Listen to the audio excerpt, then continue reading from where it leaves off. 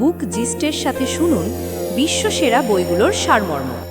আসসালামু আলাইকুম বন্ধুরা, বুক গেস্টের জ্ঞানার্জনের এই যাত্রায় আপনাকে স্বাগত। সবার আগে মন থেকে ধন্যবাদ জানাই আমাদের সাবস্ক্রাইব করে পাশে থাকার জন্য। আমাদের একমাত্র উদ্দেশ্য হল সেরা বইয়ের নির্যাস আপনাদের কাছে পৌঁছে দেওয়া।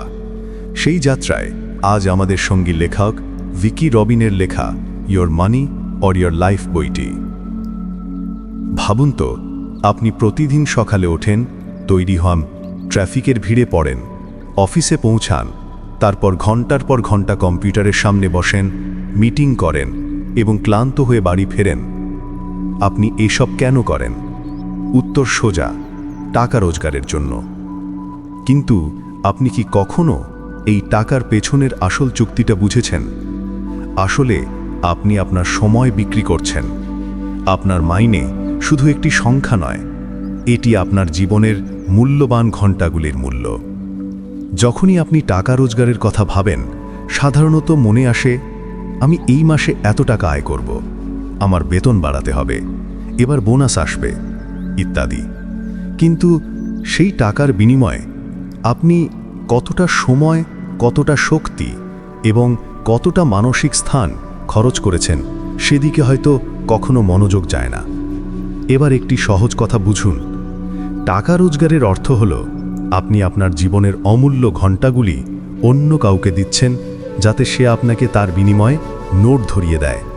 আর এটাই সবচেয়ে বড় উপলব্ধি যা আমরা এই বইটিতে পাই। আমরা প্রায়শই টাকাকে একটি আলাদা সত্তা মনে করি। ভাবি যে টাকা একটি মাধ্যম, যার দ্বারা আমরা জিনিসপত্র কিনি, ঘুরতে যাই, জীবন উপভোগ করি। কিন্তু গভীরভাবে দেখলে টাকা সেই সময়ের মূল্য, যা আপনি আর কখনো ফিরে পাবেন না। সময় সবথেকে মূল্যবান জিনিস, কারণ একবার চলে গেলে তার ফিরে আসে না। টাকা দিয়ে আপনি সব কিছু কিনতে পারেন, কিন্তু গত মুহূর্তগুলো নয়। আর যখন আপনি এটা বুঝে যান, তখন আপনার চিন্তাভাবনা সম্পূর্ণ বদলে যায়।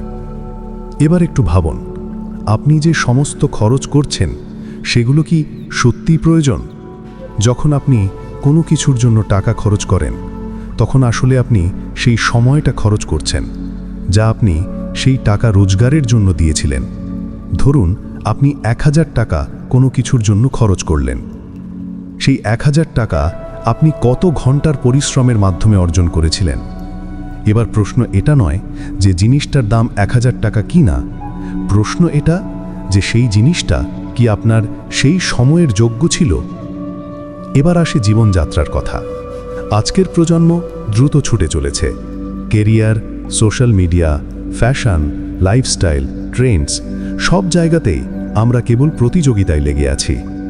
কিন্তু এই দৌড়াদৌড়িতে আমরা ভুলে যাই যে যা কিছু আমরা পাচ্ছি তা আমাদের জীবনের ঘণ্টাগুলি খরচ করে পাচ্ছে। এটা বোঝা খুব জরুরি যে আমরা আমাদের সবচেয়ে মূল্যবান সম্পদ অর্থাৎ সময়কে কেবল বস্তুগত জিনিসের জন্য উৎসর্গ করছি না তো। অনেক সময় আমরা শুধু এই কারণে জিনিসপত্র কিনি যে সেগুলি আমাদের তাৎক্ষণিক আনন্দ দেয়, বা আমরা অন্যদের প্রভাবিত করতে চাই। কিন্তু সেই আনন্দ কতক্ষণ স্থায়ী হয়? একদিন, এক সপ্তাহ, আর তারপর আবার কোনো নতুন লক্ষ্য, নতুন কেনাকাটা, নতুন দৌড় শুরু হয়ে যায়। আর এই চক্রে আমরা ধীরে ধীরে আমাদের সময়ের মূল্য হারাতে থাকি। আমাদের মনে হয় যে বেশি টাকা মানে বেশি সুখ, কিন্তু সত্যি কথা হচ্ছে বেশি টাকা প্রায়শই বেশি চাপ, বেশি সময় উৎসর্গ এবং কম স্বাধীনতার সাথে আসে। যারা তাদের টাকা এবং সময়ের সম্পর্ক বোঝে, তারা জীবনকে খুব ভিন্নভাবে যাপন করে। তারা খরচ করার আগে ভাবে যে এই জিনিসটা কি আমার সময়ের যোগ্য। তাদের জন্য খরচ করা মানে শুধু কিছু কেনা নয়, বরং তাদের জীবনের ঘণ্টাগুলি খরচ করা। আর যখন আপনি এই স্তরের সচেতনতায় পৌঁছান, তখন আপনার পছন্দগুলিও বদলে যেতে শুরু করে। আপনার সেই সব জিনিস কেনার প্রয়োজন মনে হয় না যা কেবল দেখানোর জন্য। আপনার প্রতি উইকেন্ডে নতুন পোশাক, নতুন গ্যাজেট, নতুন পার্টি চাই, এমনটা আর মনে হয় না। আপনি আপনার সময় সম্পর্কে সিরিয়াস হয়ে ওঠেন, কারণ এখন আপনি জানেন যে সময় টাকা নয়, বরং টাকা হলো শান্ত সময়। আর যে টাকা আপনি খরচ করছেন, তার মানে আপনি আপনার জীবনের কিছু মুহূর্ত চিরতরে হারাচ্ছেন।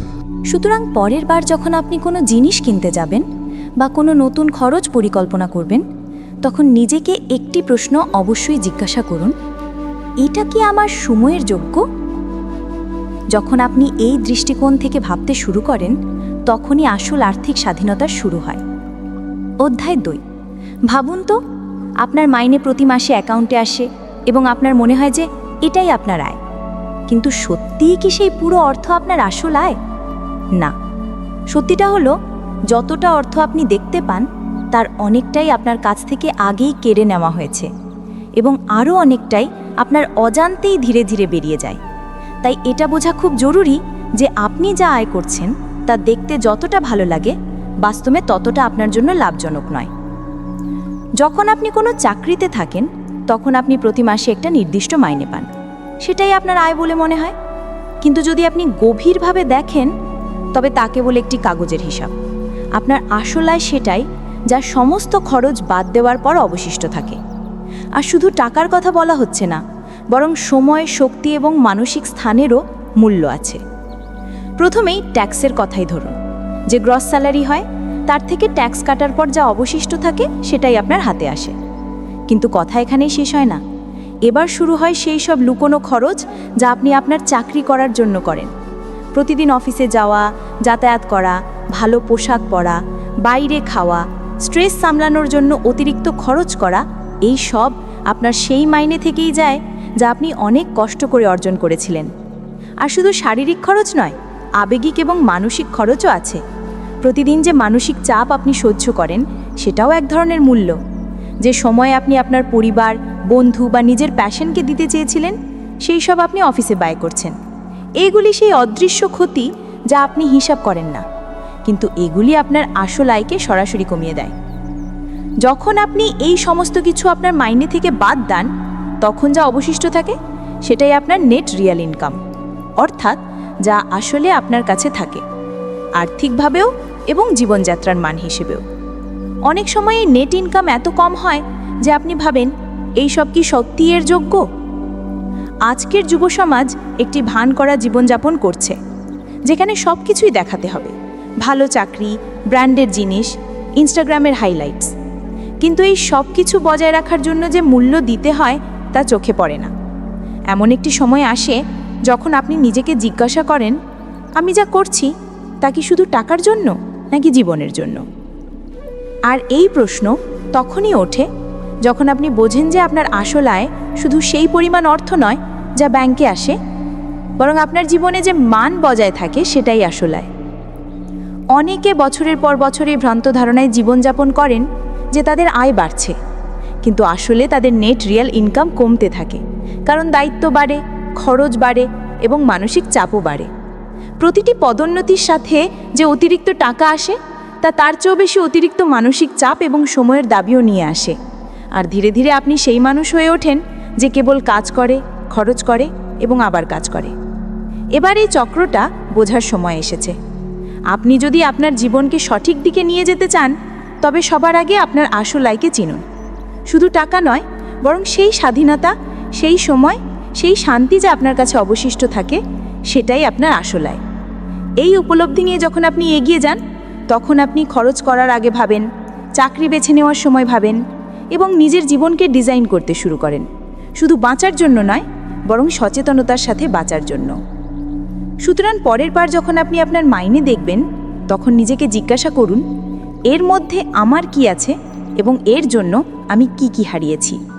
যখন আপনি এই প্রশ্নের সততার সাথে উত্তর দিতে শুরু করেন, তখন আপনি আপনার টাকা সম্পর্কে বিচক্ষণ এবং আপনার জীবন সম্পর্কে প্রেমময় হয়ে ওঠেন। এটাই আসল আর্থিক স্বাধীনতার শুরু। অধ্যায় 3। প্রতিদিন যখন আপনি টাকা খরচ করেন, তখন আসলে আপনি শুধু নোট বা ডিজিটাল অর্থ খরচ করছেন না, আপনি আপনার পরিশ্রম, আপনার সময় এবং আপনার জীবনের শক্তি খরচ করছেন। প্রতিটি টাকা যা আপনার হাত থেকে বের হয় তা আসলে আপনার দেওয়া সময় এবং চাপের রূপ। তাই এখন সময় এসেছে খরচকে টাকার রূপে না দেখে আপনার জীবনের অংশ হিসেবে দেখা শুরু করার। যখন আপনি আপনার খরচগুলি ট্র্যাক করা শুরু করেন, তখন প্রথমে আপনার কাছে পরিষ্কার হয় যে টাকা কোথায় যাচ্ছে। কিন্তু তার চেয়েও বেশি জরুরি হলো এটা বোঝা যে টাকা চলে যাচ্ছে না, বরং তা আপনার জীবনের শক্তি নিয়ে যাচ্ছে। অর্থাৎ সেই সময় যা আপনি কোনো কাজে ব্যয় করেছিলেন কেবল এই টাকা উপার্জনের জন্য। এবার প্রশ্ন ওঠে যে জিনিসটার পেছনে আপনি আপনার টাকা ব্যয় করলেন সেটা কি সত্যিই আপনার সেই পরিশ্রম এবং সময়ের যোগ্য ছিল? এবার এটা বোঝার জন্য আপনাকে প্রতিটি খরচের পেছনে একটু থেমে ভাবতে হবে এবং এই অভ্যেস তৈরি করতে হবে।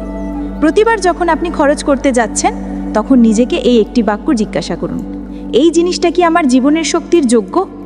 এই প্রশ্নে অনেক শক্তি আছে। এই প্রশ্ন আপনার খরচ করার ধরনকে বদলে দিতে পারে, আপনার প্রাথমিকতাগুলিকে পরিষ্কার করতে পারে এবং আপনাকে আরও সচেতন মানুষ বানাতে পারে। এই ট্র্যাকিং শুধু ডিজিটাল অ্যাপস বা একটা ডায়েরিতে খরচ লেখার বিষয় নয়, এটা কেবল প্রথম ধাপ। আসল কাজ তখন শুরু হয় যখন আপনি সেই খরচগুলি দেখে নিজেকে প্রশ্ন করেন, এটা জরুরি ছিল? এটা কি আমার জীবনে কোনো ইতিবাচক মূল্য যোগ করেছে? আমি কি এটা ছাড়াও ভালো থাকতে পারতাম? আজকের যুব সমাজ এমন এক পর্যায়ে আছে যেখানে সবকিছু দ্রুত চাই, দৃশ্যমান চাই এবং অন্যদের থেকে ভালো চাই। এমন পরিস্থিতিতে অপ্রয়োজনীয় খরচের ফাঁদে পড়া খুব সহজ। কখনো এক ক্লিকে শপিং, কখনো ইনস্ট্যান্ট ফুড, কখনো মেজাজ ঠিক করার নামে অনলাইন খরচ। কিন্তু যতবার আমরা এইভাবে না ভেবে টাকা খরচ করি, ততবারই আমরা আমাদের সেই জীবনের শক্তি নষ্ট করছি যা আমরা আর ফিরে পাবো না। যখন আপনি প্রতিটি খরচ ট্র্যাক করেন এবং তার মূল্যায়ন করেন, তখন আপনি আপনার জীবন থেকে অপ্রয়োজনীয় কোলাহল দূর করতে শুরু করেন। আপনি অনুভব করেন যে অনেক জিনিস কেবল অভ্যাস হয়ে গিয়েছিল, সেগুলো প্রয়োজন ছিল না। এবং যত আপনি এই অনুশীলন করতে থাকেন, আপনার সিদ্ধান্তগুলি পরিপক্ক হতে থাকে। তখন খরচ করা কোনো আবেগপ্রবণ প্রতিক্রিয়া থাকে না, বরং একটি সুচিন্তিত পদক্ষেপে পরিণত হয়। আপনার এটাও বুঝতে শুরু হয় যে কিছু খরচ কেবল ভালো লাগার মুহূর্তের জন্য হয়, আর কিছু খরচ আপনার জীবনকে আসলেই সজীব করে তোলে। এই পার্থক্য তখন বোঝা যায় যখন আপনি নিয়মিত ট্র্যাক করতে থাকেন। যখন আপনি প্রতিটি টাকার পেছনের গল্প বুঝতে শুরু করেন, তখন আপনি সেই ধরনগুলিকে ভাঙতে সক্ষম হন যা আপনাকে ধীরে ধীরে ভেতর থেকে দুর্বল করে দিচ্ছিল। এই অনুশীলন একটি মানসিক পরিবর্তনের মতো কাজ করে।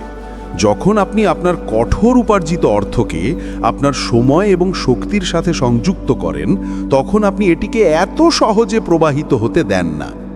তখন আপনি নিজে থেকেই সঞ্চয় করতে শুরু করেন, জরুরি জিনিসপত্রে বিনিয়োগ করেন এবং অপ্রয়োজনীয় খরচ থেকে নিজেকে দূরে রাখেন, জোর করে নয়, কোনো অপরাধবোধ ছাড়াই। সুতরাং পরের বার যখন আপনি কিছু কিনতে যাবেন বা কোনো অ্যাপে বাই নাও ক্লিক করতে চলেছেন, 1 সেকেন্ডের জন্য থামুন।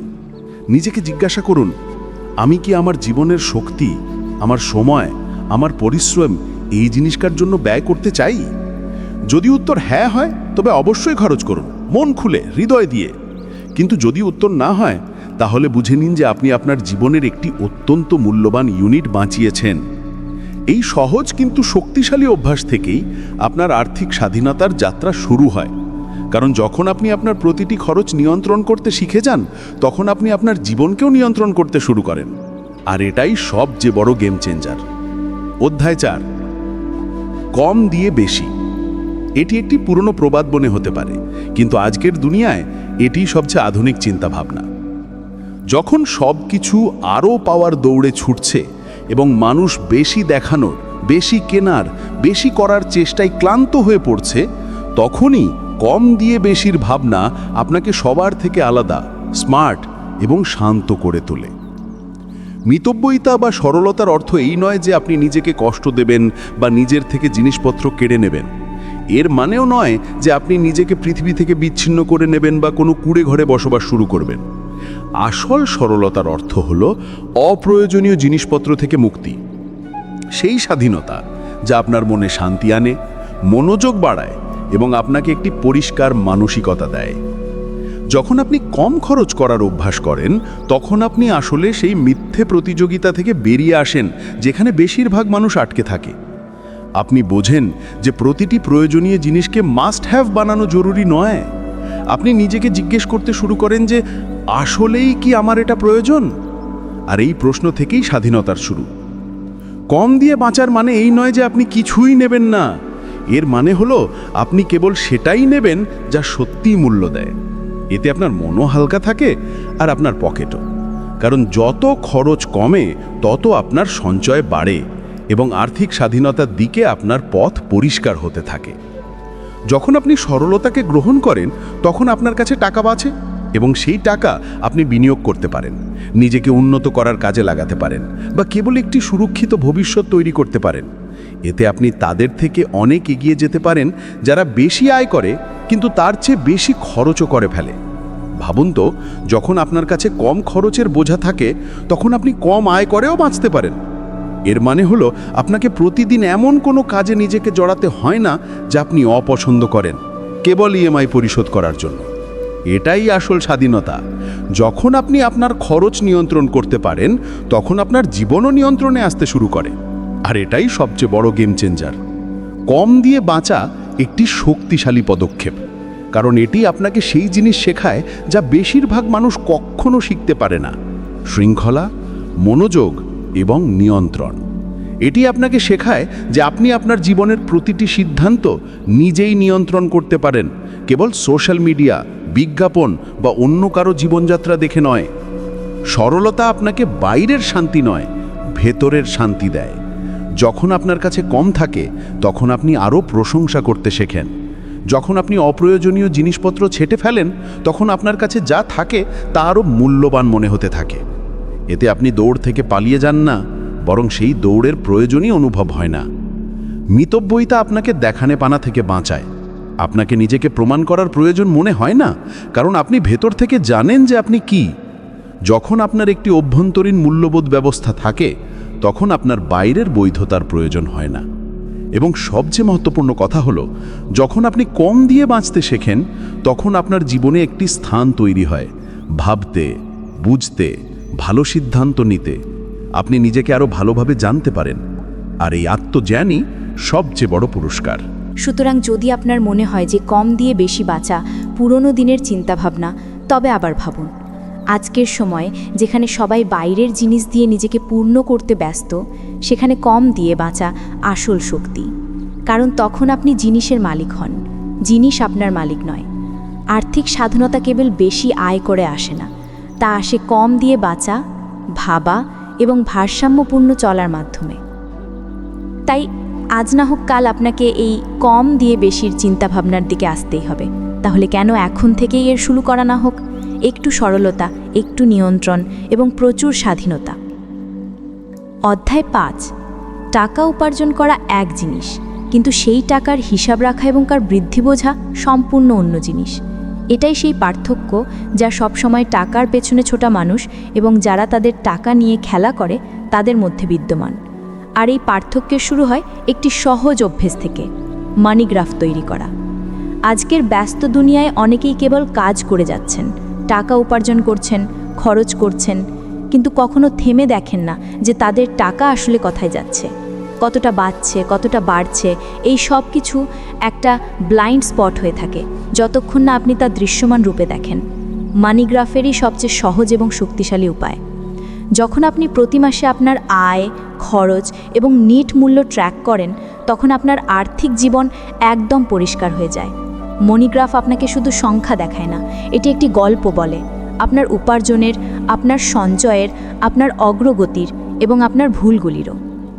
আপনি ভাবুন, যখন আপনি ওয়ার্কআউট করেন তখন ফলাফল দেখার জন্য আয়না এবং স্কেল উভয়ই জরুরি। ঠিক তেমনি টাকা নিয়েও একটি আয়না প্রয়োজন হয়, আর মানিগ্রাফ হলো সেই আয়না। এটি আপনাকে দেখায় যে আপনি কি সঠিক করেছেন, কি ভুল করেছেন এবং এখন কি করতে হবে। যখন আপনি প্রতি মাসে আপনার নিট মূল্য দেখেন, অর্থাৎ আপনার কাছে যে সঞ্চয় এবং বিনিয়োগ আছে তার থেকে দায় বাদ দিয়ে যা অবশিষ্ট থাকে, তখন একটি চিত্র সামনে আসে। আর যখন আপনি মাস পর মাস সেই চিত্রটি একটি গ্রাফে প্লট করেন তখন সেই গ্রাফ আপনাকে একটি সত্য দেখায় যে আপনি এগিয়ে যাচ্ছেন নাকি পিছিয়ে যাচ্ছেন। এই গ্রাফ আপনার আসল গতি বলে দেয়। যেসব জিনিস আপনি অনুভব করতে পারেন না সেগুলো এতে দৃশ্যমান হয়ে ওঠে। এবং এই গ্রাফটি তখন সবচেয়ে বেশি কাজে আসে যখন আপনাকে সিদ্ধান্ত নিতে হয়, যেমন চাকরি পরিবর্তন করা, কোনো বড় খরচ পরিকল্পনা করা বা বিনিয়োগ করা। আর্থিক বৃত্তি শুধু একটি অনুভূতি নয়, এটি একটি ডেটা ভিত্তিক ট্র্যাকিং। আর এই ট্র্যাকে নজর রাখার জন্য মানিগ্রাফ তৈরি করা আজকের স্মার্ট তরুণ প্রজন্মের জন্য প্রায় অপরিহার্য। কারণ আপনি যদি দৃশ্যমানভাবে না দেখেন যে আপনি কোথায় যাচ্ছেন, তাহলে আপনি কেবল অনুমানের ওপর চলছেন। আর অনুমানের ওপর চলা আজকের দুনিয়ায় একটি বড় ঝুঁকি। প্রতি মাসে আপনার আয়, খরচ এবং নিট মূল্য ট্র্যাক করার আরও একটি বড় সুবিধা আছে, সচেতনতা। অনেক সময় আমাদের মনে হয় যে আমরা বেশি খরচ করছি না বা আমরা অনেক সঞ্চয় করছি, কিন্তু যখন একই জিনিস গ্রাফে আসে তখন সব বাস্তবতা সামনে চলে আসে। তখন আপনি নিজেকে বা আপনার টাকাকে মিথ্যা বলতে পারবেন না। মানি গ্রাফ আপনাকে অনুপ্রাণিত করে। যখন আপনি সেই বৃদ্ধির রেখাটিকে উপরে উঠতে দেখেন, তখন আপনার একটি শক্তিশালী অনুভূতি হয় যে হ্যাঁ, আপনি নিয়ন্ত্রণে আছেন, আপনার পরিশ্রম ফল দিচ্ছে। আর যদি কখনো ডাউন গ্রাফ দেখা যায়, তবে আপনি সতর্ক হয়ে যান, আপনার সিদ্ধান্তগুলি সংশোধন করেন। এই পুরো প্রক্রিয়ার সবচেয়ে বড় সুবিধা হলো যে আপনি টাকা নিয়ে আবেগপ্রবণ প্রতিক্রিয়া দেখান না, বরং কৌশলগতভাবে ভাবেন। আপনি আপনার খরচের পেছনের মনোবিজ্ঞান বোঝেন এবং ডেটার ভিত্তিতে সিদ্ধান্ত নেন। মানি গ্রাফ তৈরি করা কোনো বড় কাজ নয়, কিন্তু এর প্রভাব অনেক বড়। এটি আপনার আর্থিক যাত্রার রোড ম্যাপ। যত পরিষ্কার হবে, তত ভালোভাবে আপনি এগিয়ে যেতে পারবেন।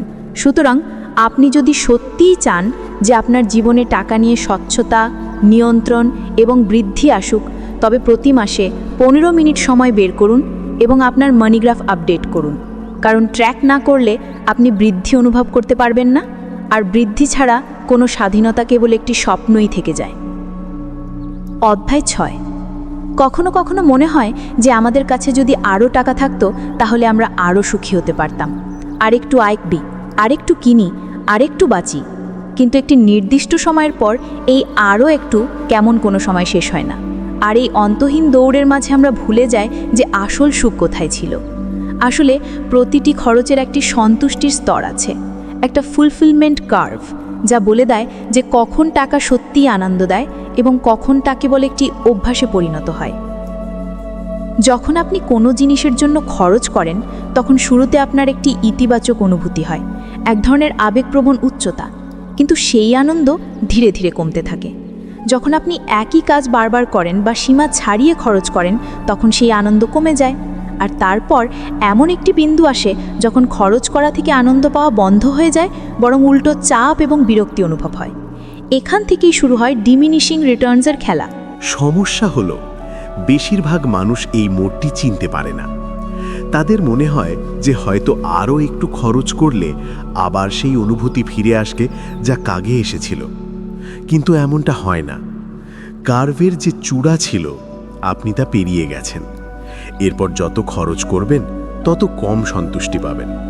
আসলে মানুষের প্রয়োজন সীমিত, কিন্তু আকাঙ্ক্ষা নয়।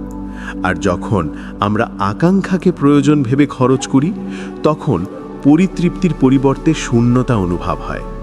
এটা একটা বড় ফাঁদ, কারণ আমরা মনে করি যে বেশি মানেই ভালো, অথচ সবসময় এমনটা হয় না। কখনো কখনো কমই যথেষ্ট হয়, বরং সবচেয়ে বেশি শান্তি দেয়। আপনি যদি মনোযোগ দিয়ে দেখেন, তবে আপনার খরচ করার প্রতিটি পদ্ধতিতে একটি প্যাটার্ন লুকানো থাকে। একটি সীমা পর্যন্ত তা আপনাকে শক্তি দেয়, উত্তেজনা দেয়, কিন্তু তারপর সেই একই খরচ একটি বোঝা হয়ে দাঁড়ায়। জীবনের প্রায় প্রতিটি ক্ষেত্রে এটা সত্য, তা সে খাওয়া দাওয়ার জিনিস হোক, পোশাক হোক, গ্যাজেট হোক বা জীবনযাত্রার সাথে সম্পর্কিত কোনো খরচ হোক। পার্থক্য শুধু এই যে আমরা এটা খেয়াল করি না। আর যখন আমরা এটা খেয়াল করি না, তখন আমরা আমাদের জীবনের মান কেবল টাকা দিয়ে পরিমাপ করতে শুরু করি। খরচ বাড়ার সাথে সাথে আমরা এটা ধরেই নিই যে আমাদের মূল্য বাড়ছে, কিন্তু ভেতর থেকে আমরা ঠিক ততটাই শূন্য অনুভব করি, অথবা হয়তো আরও বেশি। এই অসন্তোষ ধীরে ধীরে একটি অভ্যাসে পরিণত হয় এবং আমরা খরচ করে আমাদের অসম্পূর্ণ অনুভূতি পূরণ করার চেষ্টা করি। এর সমাধান এই নয় যে আমরা টাকাকে ঘৃণা করি বা খরচ করা বন্ধ করে দিই। সমাধান হলো যে আমরা আমাদের খরচকে বুঝি। এটা কি সত্যিই আমাদের সন্তুষ্টি দিচ্ছে, নাকি কেবল আমাদের জড়িয়ে রাখছে? এটা কি আমাদের জীবনকে উন্নত করছে, নাকি শুধু লোক দেখানো হয়ে রয়ে গেছে? নিজেকে এই প্রশ্নগুলো জিজ্ঞাসা করা খুব জরুরি। সন্তুষ্টি একটি অত্যন্ত ব্যক্তিগত অনুভূতি এবং এটিকে পরিমাপ করা যায় না, তবে অনুভব করা যায়। যখন আপনি কোনো খরচের পর ভেতর থেকে শান্তি, ভারসাম্য এবং আনন্দ অনুভব করেন, সেটাই আসল তৃপ্তি। আর যখন খরচ করার পরেও কোনো শূন্যতা বা অপরাধ বোধ অবশিষ্ট থাকে, তখন বুঝে নিন যে আপনি সেই কার্ভকে অতিক্রম করে গেছেন। ফুলফিলমেন্ট কার্ভ বোঝা আজকের তরুণ প্রজন্মের জন্য আরও বেশি জরুরি, কারণ আমরা এমন একটি সংস্কৃতিতে বসবাস করছি যেখানে আরোকেই সাফল্যের অন্য নাম বানিয়ে দেওয়া হয়েছে। কিন্তু সত্যিটা হলো স্মার্টনেস এতেই যে আপনি কখন থামতে হবে তা চিনতে পারেন। আর এটা কখনই হবে যখন আপনি আপনার খরচের গুণমানের দিকে মনোযোগ দেবেন, পরিমাণের দিকে নয়। যত আপনি এই চিন্তা ভাবনা গ্রহণ করেন, আপনার জীবন থেকে অনেক অপ্রয়োজনীয় খরচ এবং অপ্রয়োজনীয় চাপ নিজে থেকেই কমে যায়। আপনি জিনিসগুলিকে হৃদয় দিয়ে উপভোগ করতে শুরু করেন, কেবল কেনার জন্য কেনেন না। এই মানসিকতাই আপনাকে শুধু আর্থিকভাবে শক্তিশালী করে না, বরং ভেতর থেকে একটি শান্তিও দেয় যা যে কোনো পরিমাণের চেয়ে বড়। সুতরাং পরের বার যখন খরচ করার ইচ্ছা হবে, 1 সেকেন্ড থামুন এবং নিজেকে জিজ্ঞাসা করুন, এটা কি আমার ফুলফিলমেন্ট কার্ভের চড়াই, নাকি আমি তা অতিক্রম করে ফেলেছি? এই একটি প্রশ্ন আপনার পুরো আর্থিক এবং ব্যক্তিগত জীবনে বড় পার্থক্য আনতে পারে। অধ্যায় 7।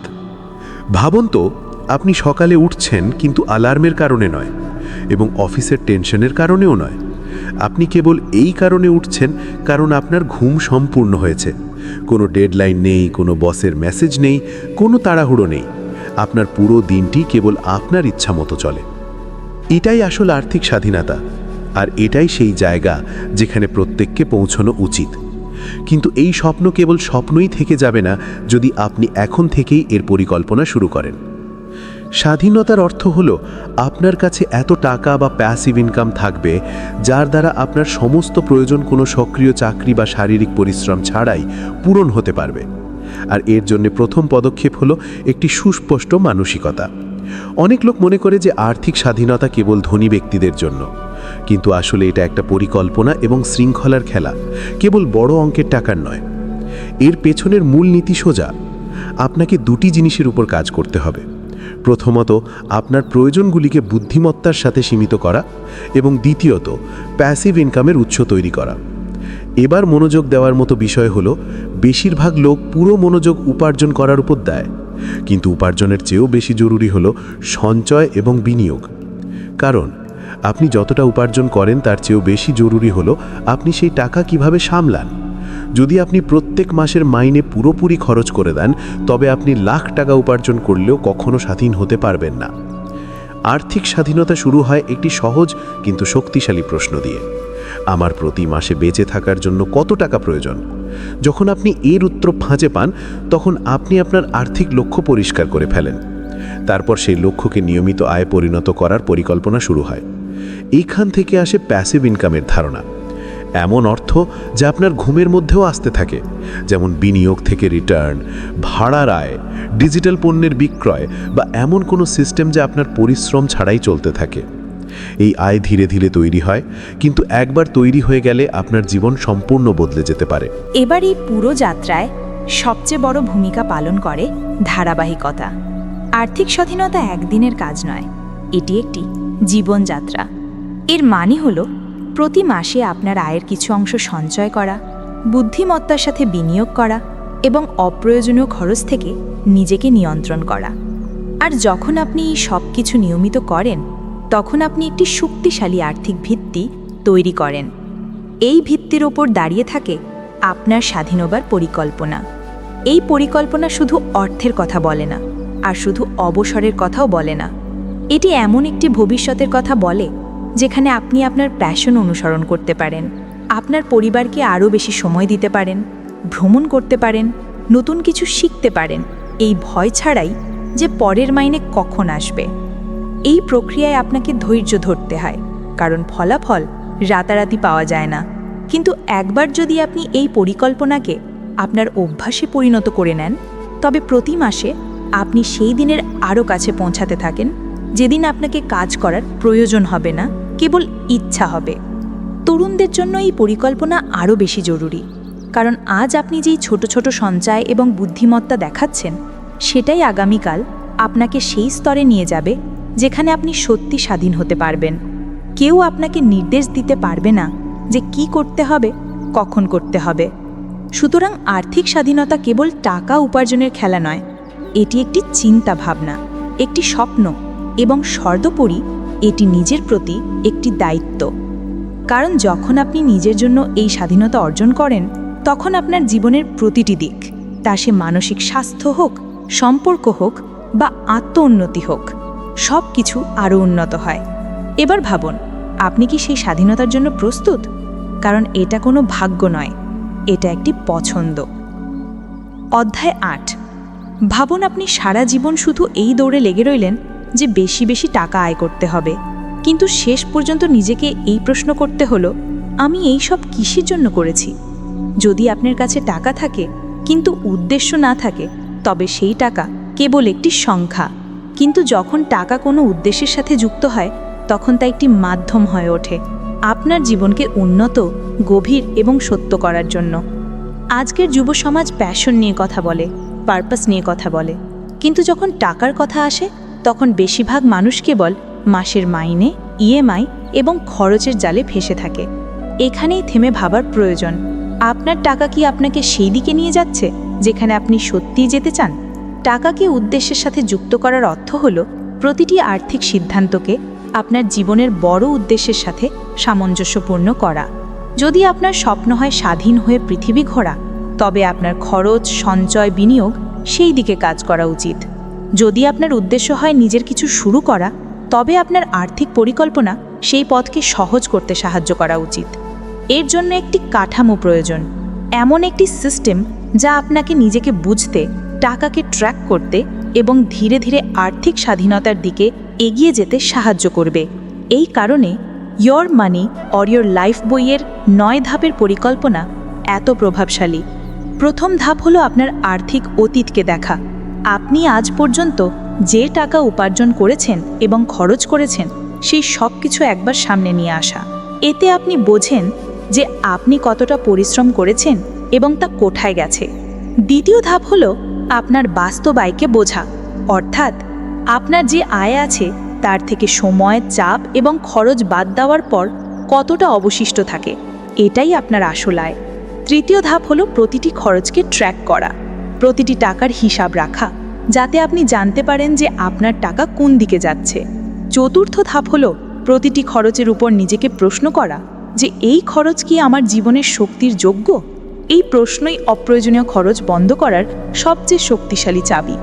পঞ্চম ধাপ হলো একটি মাসিক মানিগ্রাফ তৈরি করা, প্রতি মাসের আয়, খরচ এবং নিট মূল্য ট্র্যাক করা, যাতে আপনি আপনার টাকার সম্পূর্ণ চিত্র দেখতে পারেন এবং আর্থিক সিদ্ধান্ত নেওয়া সহজ হয়। ষষ্ঠ ধাপ বলে খরচ কমাও, সন্তুষ্টি বাড়াও, অর্থাৎ কমের মধ্যে বাজার অভ্যেস করো, যাতে আপনি প্রয়োজন এবং লোভের মধ্যে পার্থক্য করতে পারেন। সপ্তম ধাপ হলো কম খরচেও জীবনের গুণমান খুঁজে পাওয়া, মিতব্যয়িতাকে ত্যাগ না ভেবে স্বাধীনতা মনে করা। অষ্টম ধাপ হলো আপনার টাকা বিনিয়োগ করা এবং প্যাসিভ ইনকামের উৎস তৈরি করা, যাতে আপনি শুধু আপনার পরিশ্রমের উপর নয়, আপনার সিস্টেমের উপরও ভরসা করতে পারেন। এবং সবশেষে নবম ধাপ, কাজ থেকে মুক্তি এবং জীবনকে নতুন উদ্দেশ্য দেওয়া। যখন আপনার প্রয়োজনগুলি প্যাসিভ ইনকাম থেকে পূরণ হয়ে যায়, তখন আপনার কাছে একটি সুযোগ থাকে তা করার যা আপনি সত্যিই করতে চান, এই ভয় ছাড়াই যে টাকা কোথা থেকে আসবে। যখন আপনি এই পুরো প্রক্রিয়াটি অতিক্রম করেন, তখন টাকা আপনার জন্য কেবল বিল পরিশোধ করার মাধ্যম থাকে না, তা আপনার স্বাধীনতা, আপনার স্বপ্ন এবং আপনার উদ্দেশ্যকে অর্থায়ন করার একটি হাতিয়ার হয়ে ওঠে। তখন আপনি কোনো চাকরিতে আটকে থাকেন না, বরং প্রতিদিনের পছন্দ নিজেই করেন। সুতরাং পরের বার যখন আপনি টাকা সম্পর্কে ভাববেন, তখন কেবল সঞ্চয় বা বিনিয়োগের কথা ভাববেন না। ভাবুন যে আপনার টাকা আপনাকে কোন জীবনের দিকে নিয়ে যাচ্ছে। সেটা কি একটি ক্লান্ত, শুধু চলতে থাকা জীবন, নাকি একটি নির্বাচিত, সংবেদনশীল এবং সত্যিকারের জীবন যেখানে প্রতিটি দিন গুরুত্বপূর্ণ? টাকাকে উদ্দেশ্যের সাথে যুক্ত করা একটি মানসিক পরিবর্তন, আর যখন এই পরিবর্তন হয়, তখন আপনি শুধু ধনী হন না, আপনি স্বাধীন হন। ভাবুন তো, যদি সারা জীবন আপনি শুধু এই দৌড়ে লেগে থাকেন যে বেশি বেশি টাকা আয় করতে হবে, তাহলে শেষ পর্যন্ত কি পাবেন? একটি বড় ব্যাংক ব্যালেন্স, নাকি আসল অর্থে একটি তৃপ্ত জীবন। এই পার্থক্যটাই বোঝাতে চাই এই বই, যে টাকা জরুরি, কিন্তু তার উদ্দেশ্য এবং দিকনির্দেশ তার চেয়েও বেশি জরুরি। বেশিরভাগ মানুষ জীবনের লক্ষ্য টাকাকে মনে করে, কিন্তু সত্যিটা হলো টাকা কেবল একটি হাতিয়ার, একটি মাধ্যম যার দ্বারা আপনি সেই জীবন গড়ে তুলতে পারেন যা আপনি বাঁচতে চান। যদি আপনি সেই হাতিয়ারটিকে বুদ্ধিমত্তার সাথে আপনার আসল জীবন মূল্যবোধ অনুযায়ী ব্যবহার করেন, তবেই তা আপনাকে স্বাধীনতা দেয়। অন্যথায় সেই টাকাই আপনাকে আটকে ফেলতে পারে, এমন চাকরি, এমন জীবনযাত্রা এবং এমন সিদ্ধান্ত যা আপনার হৃদয়ের সাথে মেলে না। এই বইটি আপনাকে বারবার একটি বিষয়ের ওপর মনোযোগ দিতে বলে, অচেতন আর্থিক অভ্যাস থেকে বেরিয়ে সচেতন এবং উদ্দেশ্যমূলক জীবনের দিকে এগিয়ে যাওয়া। অর্থাৎ আপনার প্রতিটি আর্থিক সিদ্ধান্তে এই প্রশ্নটি জিজ্ঞাসা করা, এই খরচ, এই বিনিয়োগ, এই উপার্জন কি সেই জীবনের সাথে মেলে যা আমি বাঁচতে চাই? যখন আপনি এই প্রশ্নটি প্রতিদিন জিজ্ঞাসা করতে শুরু করেন, তখন ধীরে ধীরে আপনার অর্থের পথ পরিবর্তিত হতে শুরু করে এবং জীবনের পথ। এতে কোনো জাদু নেই, কোনো গোপন সূত্রও নেই। এটি কেবল একটি গভীর উপলব্ধি যে জীবনের গুণমাত্রা আপনার খরচ দিয়ে নির্ধারিত হয় না, বরং আপনার পছন্দ দিয়ে নির্ধারিত হয়। আর যখন আপনি সেই পছন্দগুলি টাকার চাপে নয়, বরং আপনার মূল্যবোধ এবং উদ্দেশ্য অনুযায়ী করেন, তখনই আপনি সত্যিকারের স্বাধীন হন। টাকা নিজে কোনো লক্ষ্য নয়, এটি একটি মাধ্যম যার দ্বারা আপনি আপনার সময়, আপনার শক্তি এবং আপনার স্বপ্নগুলিকে আকার দেন। যখন আপনি টাকাকে আপনার জীবনের মূল্য এবং উদ্দেশ্যের সাথে যুক্ত করেন, তখন আপনার আয় কেবল একটি সংখ্যা থাকে না, তা আপনার স্বপ্নের গতি হয়ে ওঠে। আর তখন আপনি শুধু উপার্জনই করছেন না, আপনি জীবন গড়ছেন। তাই এই বইটির সবচেয়ে বড় বার্তা এটাই, টাকার পেছনে ছুটো না, বরং আপনার মূল্যবোধের দিকে চলো এবং টাকাকে সেই যাত্রার সঙ্গী বানাও। তখনই আপনি সত্যিকারের ধনী হন, কেবল ব্যাংক ব্যালেন্সে নয়, বরং চিন্তাভাবনা, ভারসাম্য এবং সত্যিকারের সুখেও। আসল ঐশ্বর্য সেটাই যা আপনাকে স্বাধীনতা দেয়, ভাবতে, বেছে নেওয়ার, বাঁচতে। আর তা তখনই সম্ভব যখন টাকা আপনার নিয়ন্ত্রণে থাকে, আপনি তার নিয়ন্ত্রণে নন। তো এই ছিল আজকের বইয়ের সামারি। কেমন লাগলো তা কমেন্ট করে জানাতে ভুলবেন না। ভালো লাগলে লাইক এবং বন্ধুদের সাথে শেয়ার করুন। দেখা হবে পরের ভিডিওতে। এরকম আরও ভিডিও পেতে আমাদের বুকজিস্ট চ্যানেলটিকে সাবস্ক্রাইব করে রাখুন এবং নতুন ভিডিওর আপডেট সবার আগে পেতে নোটিফিকেশন বেলটি বাজিয়ে দিন। ভিডিওটি শেষ পর্যন্ত শোনার জন্য আপনাকে অসংখ্য ধন্যবাদ।